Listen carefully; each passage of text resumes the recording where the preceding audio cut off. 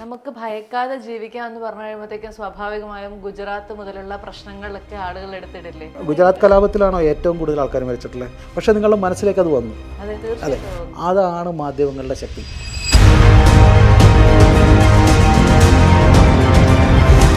അതുപോലെ തന്നെ പ്രാധാന്യം അർഹിക്കുന്ന മറ്റൊരു വിഷയമായിരുന്നു ശബരിമലയിലെ സ്വർണ്ണക്കടത്ത് എന്ന് പറയുന്നത്. നമ്മൾ ഇതുവരെ കാണാത്ത തരത്തിലുള്ള ഒരു വലിയ കൊള്ളയാണ് കോൺഗ്രസും CPM-ഉം സ്വർണം കൊള്ളയടിക്കാൻ ശബരിമലയെ ഉപയോഗിച്ചു എന്നുള്ള കാര്യത്തിൽ ജനങ്ങൾക്ക് വലിയ വേദനയുണ്ട്. തന്ത്രിയെ തങ്ങളുടെ രാഷ്ട്രീയത്തിന് അനുകൂലമായി നിന്നില്ലെങ്കിൽ അറസ്റ്റ് ചെയ്യപ്പെടും.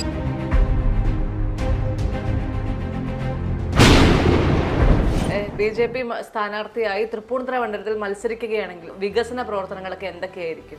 എറണാകുളത്തേക്കാൾ വാഹനപ്പെരുപ്പവും അതുപോലെ തന്നെ ബ്ലോക്കും തൃപ്പൂണിത്തുറയാണ്. തൃപ്പൂണിത്തുറ മുനിസിപ്പാലിറ്റിയിൽ എനിക്ക് തോന്നുന്നില്ല 100 പേർക്ക് ഒരു ജോലിയുള്ള ഒരു സ്ഥാപനം ഉണ്ടായാലും ഒരു ഇൻഡസ്ട്രിയൽ ഗ്രോത്ത് ഇല്ല, ഒരു അഗ്രികൾച്ചറൽ ഗ്രോത്ത് ഇല്ല. തൊട്ടപ്പുറത്ത് ബോയ്സ് സ്കൂളിൽ കുട്ടികൾ കളിക്കുന്നത് ടേൺ അനുസരിച്ചിട്ടാണ്. ഒരു വലിയ സ്പേസ് വേണം കളിക്കാൻ. അടിസ്ഥാന സൗകര്യങ്ങളെല്ലാം തകർന്നിരിക്കുന്നു. ഒന്നും ചെയ്തിട്ടില്ല എന്നാണോ നമ്മൾ പറഞ്ഞു വരുന്നത്? കുറച്ച് ഹൈമാസ്ക് ലൈറ്റുകൾ, കുറച്ച് ബസ് സ്റ്റോപ്പുകൾ, ഇതിലപ്പുറം വികസനം പറഞ്ഞാൽ എനിക്ക് തോന്നുന്നൊരു 100-120 MLA-മാർ കഷ്ടപ്പെട്ടു.